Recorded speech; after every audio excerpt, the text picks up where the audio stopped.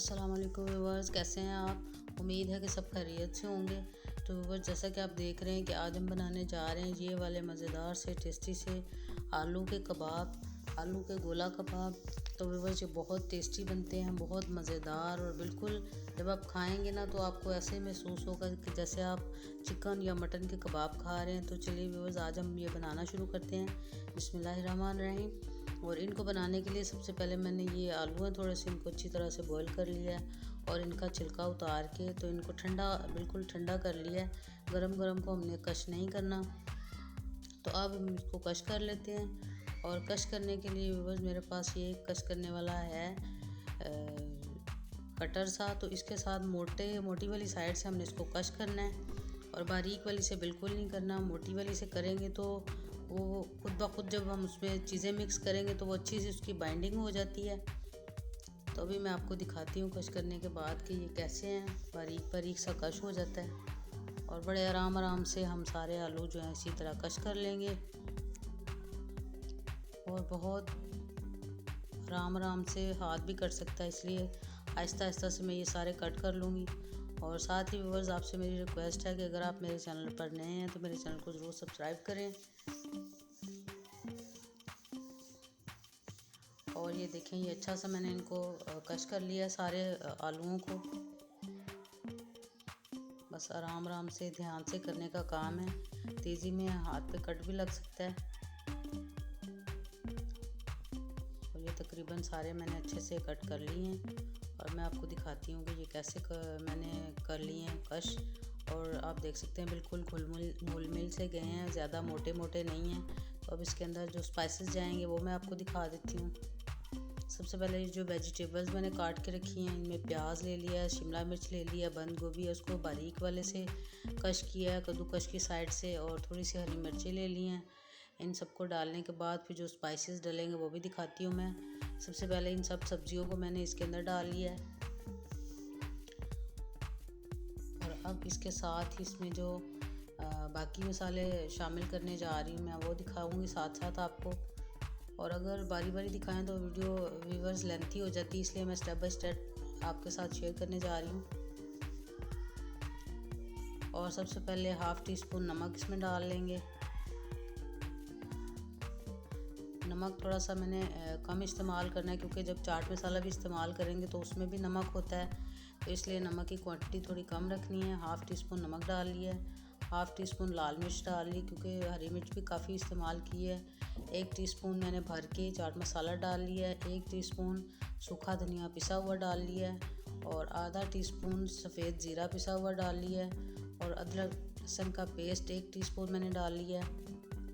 और अब इसके साथ ही 2 टेबलस्पून बेसन और 2 टेबलस्पून चावल का आटा, इसको मैंने भून के रखा हुआ था और अब मैं इसको शामिल कर लूँगी इसके अंदर। और इसको शामिल करने के बाद 1 चुटकी के बराबर फूड कलर मैंने डाल लिया। इससे हमारे जो कबाब बनेंगे उनका कलर बहुत अच्छा आएगा। तो अब साथ ही आधी प्याली के करीब ब्रेड क्रम्स मैंने बनाए हुए हैं वो डाल लेती हूँ। और ब्रेड क्रम्स के 2 स्लाइस अगर डालें तो वो भी ठीक है, लेकिन अगर कम लगे तो आप थोड़ा सा ज़्यादा भी डाल सकते हैं उसके। और साथ में 1 अंडा मैंने इसके अंदर डाल लिया है और थोड़ा सा धनिया रखा हुआ है, अब मैं उसको डाल लेती हूँ अच्छी तरह धोने के बाद। और अब इन सब चीज़ों को बस अच्छी तरह से मैं मिक्स कर लूँगी। और बहुत अच्छे बस कबाब बनने वाले हैं आज, आप भी ज़रूर ट्राई कीजिएगा। और जब आप इसको ट्राई करेंगे ना तो आप बिल्कुल खुश हो जाएंगे और आप ऐसे महसूस होगा आपको जैसे आप मटन या चिकन के कबाब खा रहे हैं, इतना अच्छा इसका टेस्ट होता है। तो अब बस मैं इनको जल्दी से मिक्स कर लूँगी सारे को।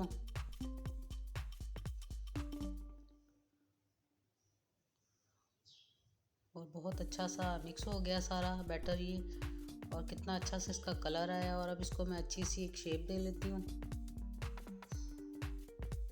थोड़ा सा ऑयलिंग कर लें अगर हाथों को तो ये चिपकेगा नहीं, और ऑयलिंग के बगैर भी अगर आप बना रहे हैं तो फिर भी ये बिल्कुल सही बनेंगे। और पहले इसको थोड़ी सी गोल शेप दी है मैंने, और फिर थोड़ा सा जब इसको इस तरह दबा के तो थोड़ा लंबाई शेप में कर लें तो कितना अच्छा सा इसका गोला कबाब तैयार हो गया है। और सुराख इसमें सारे बनाने के बाद मैं स्टिक की मदद से करूँगी। और अभी ये सारे मैं तैयार कर लेती हूँ आपके सामने। और साथ ही व्यूअर्स आपसे रिक्वेस्ट है कि अगर कोई वीडियो आप देख रहे हैं मेरी रेसिपी तो उसको एंड तक ज़रूर देखा करें, क्योंकि कुछ टिप्स अगर मिस हो जाए तो रेसिपी ख़राब भी हो सकती है, तो इसलिए वीडियो को एंड तक ज़रूर देखा करें। और ये देखिए अच्छी सी बिल्कुल शेप आ जाती है आराम से ही, बिल्कुल टूटते भी नहीं है ना पकाते वक्त और ना बनाते वक्त। अच्छे से सारे मैंने तैयार कर लिए हैं।